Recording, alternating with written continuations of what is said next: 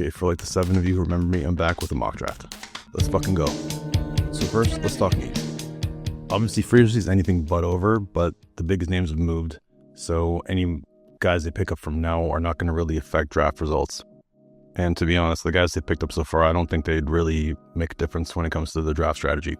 Sure, Najee Harris's contract might be worth $9 million, but I don't think that would necessarily preclude them from taking a guy high if they wanted. And even the welcome addition of Mike Williams won't make a difference, I think. I think the biggest needs are receiver, defensive end, defensive tackle, interior O-line, and I'd even argue running back. But maybe the biggest need actually is you subscribing to the channel and liking this video. As far as needs go, I think I did a pretty good job of addressing all of them. Stick around to find out. So for the first pick, I decided to stick at 22. I didn't get any offers from the computer GMs, so I had to go with what we had, and I'm pretty happy that Matthew Golden is available. I know there's some draft guys out there saying that they don't like his speed despite the 4.29 because they saw him getting caught on tape, but I wouldn't put too much stock into what you saw on tape because you don't know really what could be going on, and it's not a large sample. And the 4.29 number tells you that, like, even if it's a thing where he's faster with the uniform off, he's probably still pretty fast with the uniform on. Beyond his speed, I did see him slow down a lot because the ball was underthrown, and he was able to make some contested catches, and I think that was pretty impressive. And I really like the comparisons to Chris Olave, and I think he would fit in pretty well with Ladd McConkey and whoever ends up being the outside guy. That's a really good mix when it comes to the 3 receiver sets.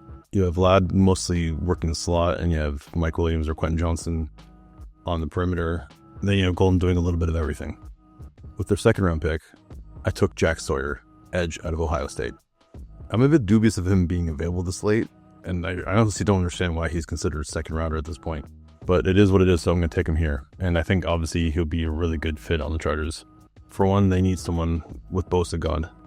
And yes, Mac is back, but he's had some injury issues over the years, so who knows how much he can be on the field. And there's still Thule, but I still think they need another guy in the rotation for sure.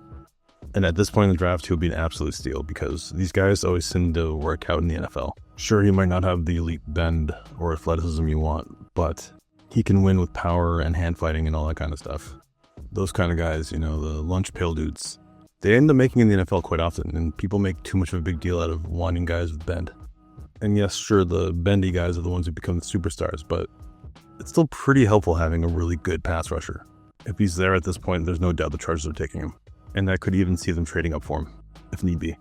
With their first third-round pick, more on that in a sec, the Chargers take Tate Ratledge, a guard out of Georgia.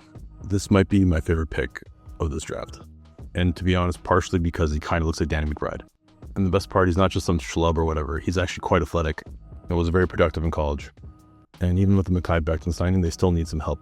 The entire interior of the offensive line last year was a big issue that their tackles could not overcome. So hopefully with a healthy Mekhi Becton and Zion Johnson transitioning nicely into center, Tate can have an easy time as a rookie. And maybe the Chargers could actually have a functioning run game. With their second third-round pick, I have the Chargers taking Terrance Ferguson, a tight end out of Oregon. I have the Chargers swinging a trade to make it happen because the tight end room is definitely a problem. And past Greg Roman offenses have really featured the tight end. And obviously, Herbert would love this pick, being a former Duck. Ferguson didn't have a lot of production in college, but that's an issue for the majority of tight ends coming into the NFL. The athleticism is definitely there. He's got a 9.5 RAS and ran at 4.64 at 6'5", 240 pounds.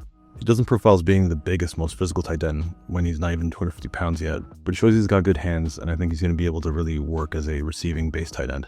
And it'd be nice to see Herbert finally throw to a very athletic tight end. With their fifth round pick, I have the Chargers taking not Travis Etienne, but Trevor Etienne, a running back out of Georgia. I had a lot of other options here, like Kobe Bryant, for example, was kind of intriguing, but I didn't think his style would necessarily mix well with Minter.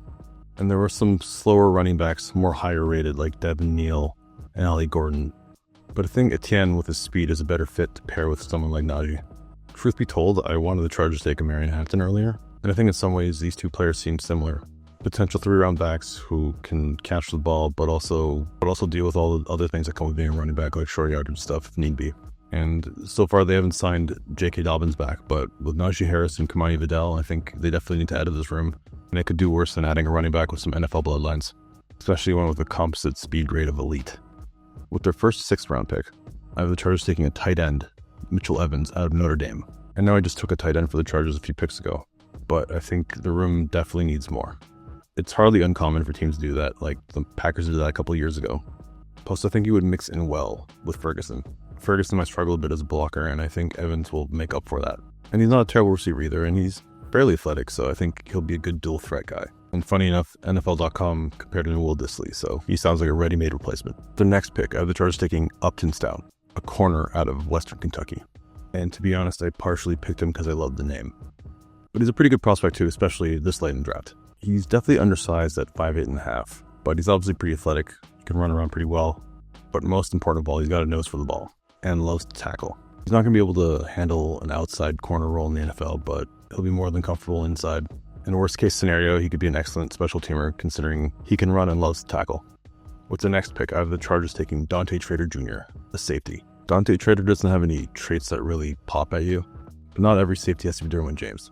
His speed doesn't look great, but he's really good at diagnosing plays, so he can overcome the speed. Plus, he's got a good motor. If anything, he kind of reminds me of Alohi Gilman. At this point, he probably isn't started, but still wasn't Alohi. And worst case scenario, becomes a special teamer. But with the Chargers safety room beyond Derwin, definitely has a chance for an important role if he gets drafted there. Also, fun fact, he's a two-sport athlete, with lacrosse being the second one. With their first 7th round pick, I have the Chargers taking Donovan Edwards, a running back out of Michigan. Edwards is a mystery wrapped in an enigma. He's been a highly touted prospect for years, and it's now manifesting itself in being a 7th round pick, and I'm not sure what happened exactly. I know last year there was a lot of talk about him coming out early, but he decided to stay back another year to help improve his draft standing, and if anything, it looks like he's going to go way lower than he would have. And this is happening despite the fact that he's got very impressive athletic testing numbers. RAS score-wise, he's number 78 out of 1,909 running backs from 1997 to 2025. And specifically, his 40-yard dash was 4.45, and his 20-yard and 10-yard splits were both really good. To mention, his size is solid and profiles as a 3-down back and can contribute as a pass catcher. So what's the issue? Well, in his case, it's vision, and he can be really fast and strong, but if you just don't understand how to navigate running lanes, it's not going to really work for you in the NFL, because everyone else is pretty fast and strong. That said, he's still a really good pickup at this point. For one, he's very familiar with Harbaugh. 2, the Chargers' running back room could use depth. And who knows, maybe the light bulb goes off and that athleticism reaches its potential. With their last pick, I have the Chargers taking Nazir Stackhouse, defensive lineman out of Georgia. Obviously, I would have liked to have taken the defensive tackle earlier, but the value just wasn't there where I was drafting. And I think the Chargers front office showed that they can make the kind of moves that shores up that part of the defense for cheap. So it makes sense to use your higher picks on the likes of Matthew Golden. That said, I think Stackhouse has a chance to make it in the league. He's probably going to be a rotational player that just sticks around for the run game, but that's still something.